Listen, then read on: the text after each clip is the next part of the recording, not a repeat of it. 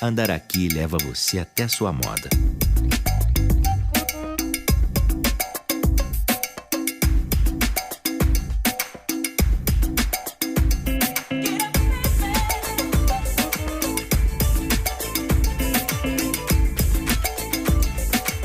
Tudo em até 6 vezes sem juros no cartão Andar Aqui.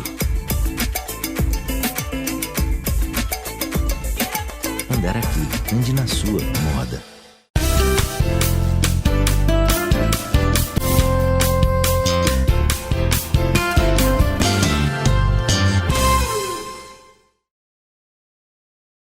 Filipenses 1, versos 27 a 30 dizem assim: não importa o que aconteça. Vamos repetir juntos? Não importa o que aconteça. Acho que você não entendeu. Vamos de novo. Não importa o que aconteça. Olha só, Paulo está dizendo isso.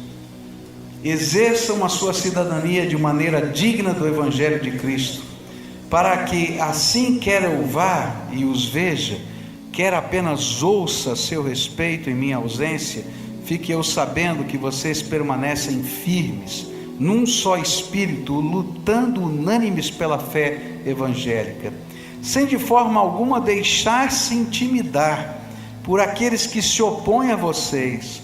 Para eles isso é sinal de destruição, mas para vocês de salvação, e isso da parte de Deus, pois a vocês foi dado o privilégio de não apenas crer em Cristo, mas também de sofrer por Ele, já que estão passando pelo mesmo combate que me viram enfrentar e agora ouvem que ainda enfrento. Nós já temos estudado esse texto e essa noite eu quero concluir o estudo de Filipenses 1, de 27 a 30. E Paulo está dizendo, e essa é a chave desse texto: não importa o que aconteça, não importa se tem coisas boas, se tem coisas ruins. E ele tinha certeza de que ele sairia livre da prisão, mas ele disse: mas mesmo que eu venha morrer, não importa o que aconteça, porque ele já tinha dito antes: viver para mim é Cristo, morrer é lucro. Então não importa o que aconteça, eu sou cidadão do reino. E assim como os filipenses eram orgulhosos de serem cidadãos romanos, ele diz assim: olha, vocês têm uma cidadania mais importante, vocês são cidadãos do reino de Deus, e por isso vocês devem viver de uma maneira digna dessa cidadania. E ele então nos ensina o que é essa maneira digna. E nós já vimos, olha, um cidadão do reino sempre fica firme, não bate em retirada, não desiste, porque ele sabe que o rei está com ele. Nós já estudamos isso na semana passada. Um cidadão do reino vive a unidade do Espírito, e ele lembrou a técnica da falange, porque tinha sido criada lá pelo Filipe II, aquele que fundou a cidade de Filipos, ele que inventou essa estratégia militar que vai ser copiada pelos romanos depois, daquele grupo unido que vai no combate e enfrenta, e tem condições porque estavam tremendamente unidos, de enfrentar até exércitos 3 ou 4 vezes maiores do que eles. O que Paulo estava afirmando é: não tenham medo. É interessante que essa expressão, não temas, aparece 365 vezes na Bíblia. É sintomático isso, né? 300, o que é 365? Cada dia do ano. Você tem um não temas de Deus para cada novo dia. E a palavra de Deus está dizendo aqui: ó, você está no meio da batalha, as coisas estão acontecendo, mas não tenha medo, o Senhor é por você, e se Deus é por nós, quem será contra nós? Uma das armas de Satanás na batalha espiritual é a batalha psicológica. É interessante como essa arma ela é usada pelos exércitos, né? Há uma história interessante de que a voz mais apreciada dos soldados durante a Segunda Guerra Mundial, que estavam lutando contra os japoneses, era a voz do rádio, pelas cornetas na floresta, de uma mulher chamada a Rosa de Tóquio. E todo mundo queria ouvir essa mulher, a Rosa de Tóquio. E ainda que os comandantes dos exércitos aliados dissessem: não ouçam, porque ela vai falar mentiras, não ouçam, porque ela vai intimidar vocês, com aquela vozinha mansa dela, ela infundia medo em todos os soldados. Isso chama-se guerra psicológica. Satanás também faz uma batalha emocional e psicológica. Ele quer nos fazer crer que ele é tão poderoso, tão ardiloso, que você nunca poderá vencê-lo. É verdade, você sozinho nunca poderá vencê-lo, mas você não pode se esquecer que Jesus venceu Satanás na cruz do Calvário. E a Bíblia diz que ele, com o seu calcanhar, esmagou a cabeça da serpente. A Bíblia diz coisas tremendas, que quando Jesus morreu e ressuscitou, aconteceu algo tremendo no céu. Apocalipse capítulo 12 vai ensinar uma coisa tremenda. Se você ler o livro de Jó, por exemplo, você fica abismado. Lá no capítulo 1 do livro de Jó, diz que Satanás ia passear no céu. Eu ficava indignado com esse negócio. Como é que Satanás tinha cara de pau de passear no céu? E chega lá e diz: esse Jó aí que você fala que é servo, ali e tal. E Deus suportava Satanás passeando no céu. E eu ficava pensando: Senhor, como é que o Senhor aguenta isso? E aí até um dia que Deus abriu a minha mente para entender que ele só podia entrar no juízo que ele entrou quando o plano da minha salvação tivesse pronto. Porque no dia que ele julgasse Satanás como ele julgou, ele teria que julgar todos os homens da terra por causa da sua maneira equânime de viver. E então Deus pacientemente tinha que suportar Satanás passeando no céu.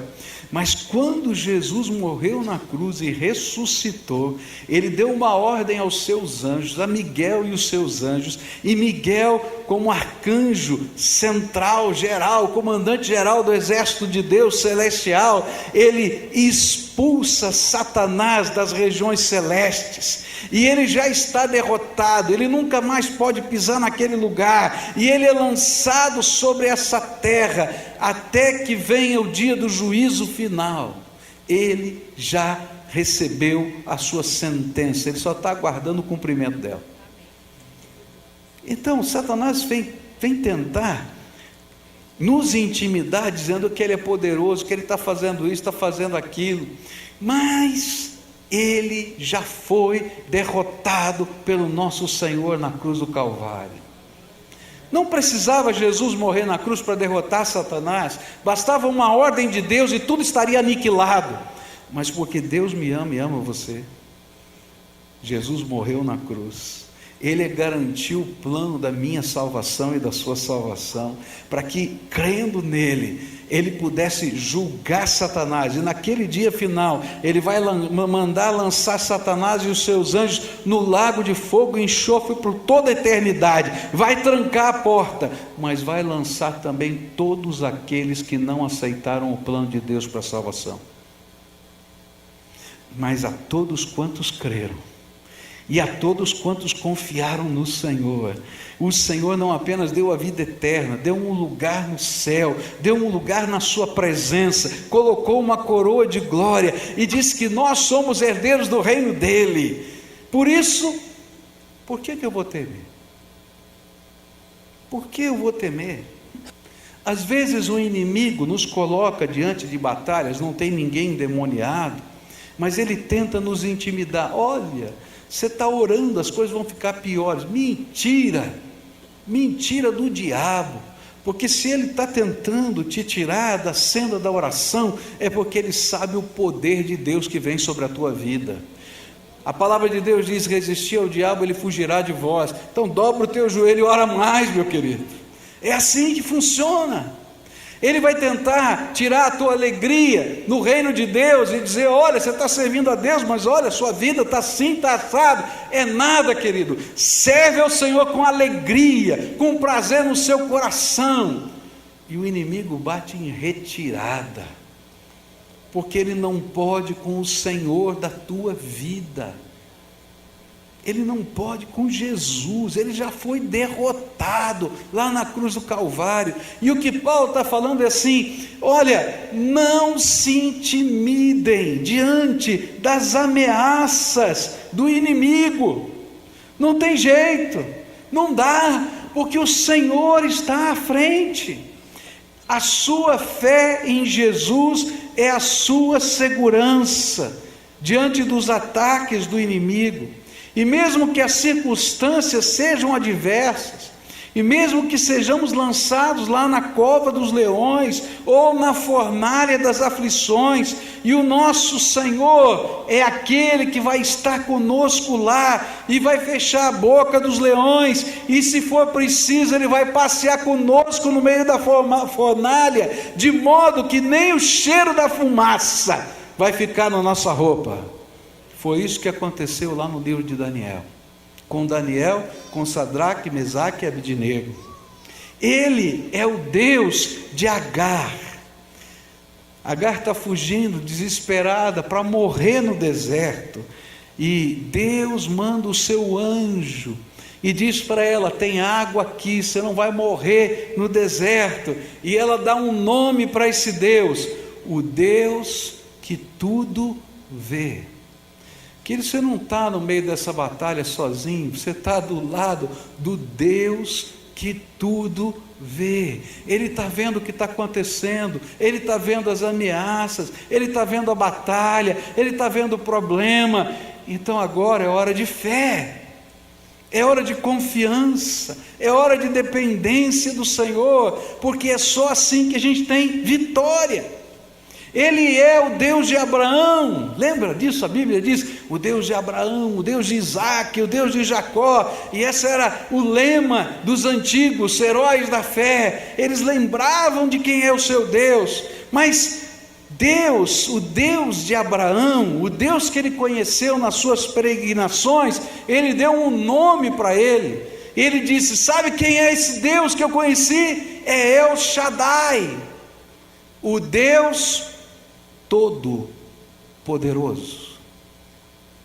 Querido, você não está adorando um Deus que é uma estátua, que não pode ver, que não pode ouvir, que não pode andar, que não pode falar, que para fazer qualquer coisa você tem que carregar. Não, o teu Deus é o Todo-Poderoso, Senhor dos céus e da terra. Queridos, eu falei já aqui para vocês algumas semanas atrás, mas foi uma coisa tão tremenda. Quando eu fiquei adoecido, teve um dia que eu passei muito mal, fiquei muito ruim, e me deu um acesso de choro. Eu chorei 2 horas seguidas, não consegui ir para casa, não consegui vir aqui para a igreja, fui para o Parque Barigui. Eu fechei a janela do carro e eu gritava: Deus, tenha misericórdia de mim, me socorre, eu estou mal. Naquela hora tocou o meu telefone. Uma médica que já tinha cuidado de mim há uns 4, 5 anos atrás tocou naquela hora. Quando eu vi o número do telefone, fazia muito tempo que ela não ligava para mim. Quando eu peguei o telefone, a única coisa que ela disse, eu não tinha falado nada, ela disse: pastor, o senhor está bem? Eu falei: não, estou horrível. Deus tudo vê. E naquela hora que eu estava pedindo socorro, Ele mandou o socorro dEle. Eu não vou me intimidar com os sofrimentos, porque a vara e o cajado de Deus me consolam. Às vezes a gente está no meio de uma batalha tão intensa, e a gente se sente sozinho, não é verdade? Você já se sentiu sozinho? E agora, Senhor, o que eu vou fazer? De que jeito eu vou fazer? Eu me lembro de uma noite que eu estava estudando lá em Londrina, e aconteceu uma confusão aqui numa reunião, e aquilo me deixou tão angustiado, porque eu recebi um telefonema, e eu disse: Senhor, é meia-noite, como é que eu vou resolver esse problema? De que jeito eu vou fazer? E comecei a orar, e o Senhor me deu uma palavra tão tremenda, diz assim: enquanto os meus servos dormem, eu trabalho a favor deles. Eu falei para minha mulher: vamos dormir. Vamos dormir. Quando foi 7 horas da manhã, tocou meu telefone e alguém disse assim: pastor, fica tranquilo, porque tudo está resolvido. Mas como está resolvido? À meia-noite fulano ligou para ciclano, ciclano ligou para mengano, eu sei que era 1 hora da manhã, estava tudo resolvido. Aleluia, graças a Deus. Eu estava dormindo. Deus é fiel. Você está entendendo? Agora, tem dias que a solução não vem em 1 hora. Tem dias que a gente vai atravessar momentos difíceis de batalha, mas o que a palavra de Deus está dizendo é que não importa o que aconteça, eu não vou me intimidar, porque eu sei em quem eu tenho crido. Eu não vou me intimidar quando vierem as enfermidades, porque eu tenho uma visão muito maior da minha própria vida. Eu não vou me intimidar quando a morte chegar, porque Deus me prometeu a vida eterna em Cristo Jesus. Eu não vou me intimidar, e é isso que Paulo está falando: não se deixem intimidar por aqueles que se opõem, mas ao contrário, continue firme no propósito que lhe tem confiado o seu Deus e o seu Senhor. Uma das coisas interessantes na técnica da falange, que era aquele grupo de soldados que a gente viu aí algumas cenas semana passada, é que eles tinham várias linhas de lanceiros, e naturalmente a primeira linha de lanceiro, ela ficava cansada, porque era o primeiro embate, e tinha uma última linha de lanceiro lá atrás, e quando essa primeira linha estava cansada, ela passava para trás, a segunda linha assumia a frente, e esse que estava na linha de frente, passava para a última linha, e aquele da última linha vinha e substituía, e ele ia lá atrás, mais ou menos tranquilo, descansando da batalha. E o que a palavra de Deus está dizendo é que no meio dessas batalhas todas que a gente vai enfrentar e está enfrentando, o Senhor em determinados momentos nos coloca na linha de frente. Você já percebeu isso? Que tem determinados momentos que você está na linha de frente, é lá, está batendo mesmo, mas em outros momentos, pela graça de Deus, Ele te coloca lá na última linha. Você diz assim: aleluia, Senhor, o que está acontecendo? Está tudo tranquilo demais. Você espera um pouquinho que eu vou te botar na linha de frente de novo. E assim é a nossa vida, queridos.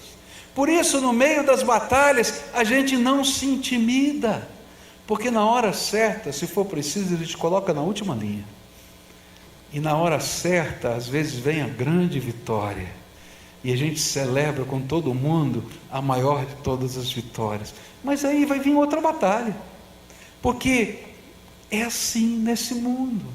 Por isso o servo de Deus que entende essa dinâmica não se intimida, porque ele é capaz de perceber que quando esse batalhão não pode, Deus vai fazer alguma coisa. Eu estava vendo algumas fotos de um lugar, de um local onde alguns acreditam que possa ser um lugar alternativo para o caminho do Êxodo, porque tem algumas marcas diferentes nesse lugar e algumas descobertas recentes arqueológicas. E é interessante porque quando a gente olha aquela cena, se for aquele lugar, eu não estou dizendo que é, porque ainda está em pesquisa, se for aquele lugar, a gente vai entender um pouquinho mais a batalha do Êxodo, aquele momento da saída do povo de Israel do Egito. É porque naquele cenário arqueológico há uma ravina, há um vale, uma montanha de pedra de um lado, uma montanha de pedra do outro, e um único caminho que desemboca numa praia bem grande, que acreditam alguns arqueólogos que tenha sido o lugar onde Moisés atravessou o Mar Vermelho. E se for isso, a gente vai conseguir entender o que estava acontecendo, porque a palavra de Deus diz que quando o povo chegou naquela praia, a coluna de fogo do Senhor impedia que o exército de Faraó chegasse para frente. E aí, quando eu olhei aquela cena, fiquei pensando, que coisa tremenda, aquela ravina, não tinha outro jeito daquelas bigas atravessarem, daquele exército atravessar, e de repente o Senhor tampou a porta da ravina, e segurou o exército com a coluna de fogo, os seus anjos estavam lá. Queridos, quem está no meio da batalha, não se intimida, porque ele não está apenas olhando para as lanças, ou para as flechas, ou para as armas que a gente tem nas mãos, porque se for preciso, ele manda o exército do céu para segurar a força do inimigo de maneira extraordinária. Eu acho que o povo nem entendeu direito. Por que esses exércitos não chegam? Porque os anjos do Senhor estavam dizendo, não vai entrar aqui de jeito nenhum. Eu não sei como é que foi isso, se tinha vento forte, se tinha tempestade de areia, eu não sei como os anjos estavam trabalhando lá, mas eles não entraram. Eu não vou me intimidar, porque eu sei em quem eu tenho crido. Ele é o meu Senhor. Ele está dizendo algumas coisas muito importantes. A primeira delas é que, se você está sendo perseguido, se está vendo essa batalha na tua vida, você está vivendo de maneira digna do Evangelho. Mas a segunda coisa que ele diz é pesada. Ele diz que vai julgar todos que são parte da estratégia de Satanás de nos intimidar. Esse julgamento algumas vezes acontece aqui e a gente vê, como aconteceu com o rei Herodes, que estava prendendo os apóstolos, e a igreja vai escrever lá no livro de Atos da maneira como ele morre, e eles têm consciência de que foi a mão de Deus que pesou. Mas Paulo vai dizer que em algumas vezes a gente não vai ver isso acontecendo aqui. Mas você pode ficar tranquilo, que vai chegar o dia em que Deus vai julgar todo ser humano. E esse dia é dia em que a justiça de Deus se revela ainda mais justa, por causa daquilo que nós sofremos, em nome dEle. E a glória dele se revela ainda mais tremenda quando ele se derrama sobre a nossa vida. É isso que Paulo está dizendo, de uma maneira muito clara. E olha, ele está escrevendo isso num tempo de batalha, de perseguição, para uma igreja que teve o líder dessa igreja, a sua casa invadida. Ele foi arrastado na rua e levou uma surra no meio do povo. Mas ele continuou firme, e a casa dele virou a igreja. Marcos 10 vai dizer assim, versículos 29 e 30, respondeu Jesus, digo-lhes a verdade, ninguém que tenha deixado casa, irmãos, irmãs, mãe, pai, filhos ou campos por causa de mim e do Evangelho, deixará de receber 100 vezes mais, já no tempo presente, casas, irmãos, irmãs, mães, filhos e campos, e com eles perseguição, e na era futura, a vida eterna. Sabe o que a palavra de Deus está dizendo? O Deus que vê está olhando para você. E, ainda que lá na frente venha o juízo, Ele vai manifestar a graça aqui no tempo presente. E aquilo que parece ser perda, Deus transforma em vitória. Essa é uma das coisas mais tremendas na minha vida. Parece que Satanás vem lá e tenta tirar uma coisa. Passa o tempo e Deus me mostra que aquilo que ele tirou era tão pouquinho, porque ele derramou 3, 4, 5, 6 vezes mais. É tremendo isso. Deus é bom.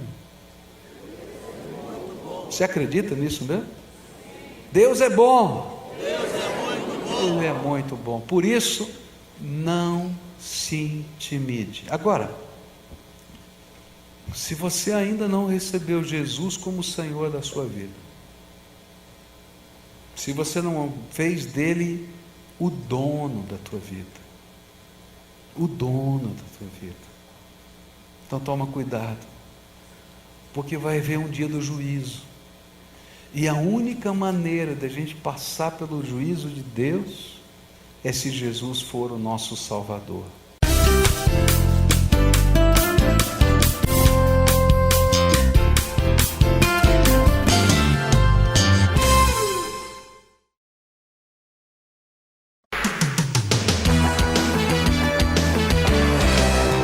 Cargolift supera as expectativas, investindo em novas tecnologias, infraestrutura e profissionais competentes. A Cargolift garante tranquilidade ao cliente que acompanha o transporte de sua carga em tempo real.